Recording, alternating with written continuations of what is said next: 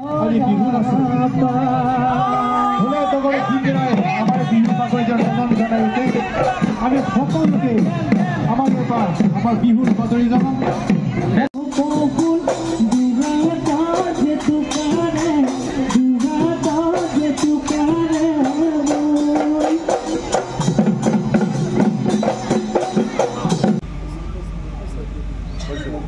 না না মনে থেকে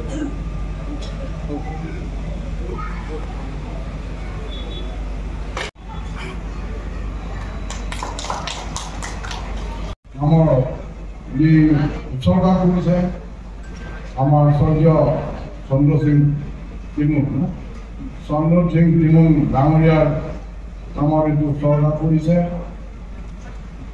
আৰু চন্দ্ৰ সিং টিমুংটো আপোনালোকে জানে চন্দ্ৰ সিং চন্দ্ৰ সিং টিমুং এজন কেন্দ্ৰীয় বিহু সমিতিৰ তৰফৰ পৰা অসমবাসীলৈ ৰঙালী বিহুৰ উল্লেখ তথা শুভেচ্ছা জ্ঞাপন কৰিছোঁ।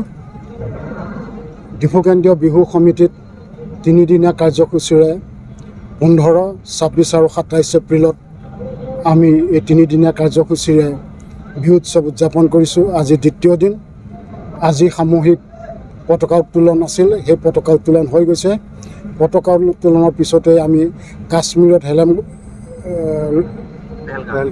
পেহেলগামত যি আটাইৰ হাতত 28জন লোকৰ মৃত্যু হৈছিল, তেওঁলোকক শ্ৰদ্ধাঞ্জলি জনোৱা হয়। ইয়াৰ পিছতে আমাৰ বিহু মণ্ডপ উদ্বোধন কৰে আমাৰ স্থানীয় বিধায়ক মাননীয় শ্ৰীযুত বিদ্যা সিংলেং মহোদয়। ইয়াৰ পিছত আমাৰ পিঠা প্ৰতিযোগিতা আৰম্ভ হ'ব। ইয়াৰ পিছত আছে সন্ধ্যা আমাৰ সম্বৰ্ধনা অনুষ্ঠান। সম্বৰ্ধনা অনুষ্ঠানৰ পিছতে আছে আমাৰ আজি বিহুপৰি প্ৰতিযোগিতা। বিহুপৰি প্ৰতিযোগিতাৰ পিছতে কালিলৈ আছে সাংস্কৃতিক অনুষ্ঠান। সাংস্কৃতিক সন্ধিয়া উদ্বোধন কৰিব কাৰ্বি আংলং সাহিত্য পৰিষদৰ মুখ্য কাৰ্যবাহী সদস্য ডক্টৰ তুলিৰাম ৰঙাং মহোদয়ে। আৰু সেই সাংস্কৃতিক সন্ধিয়াত পল্লৱী নাট্য অনুষ্ঠান থাকিব, সংগীত অনুষ্ঠান থাকিব। ইয়াৰ লগতে থাকিব ধনচিৰি বিহু হুঁচৰি দল।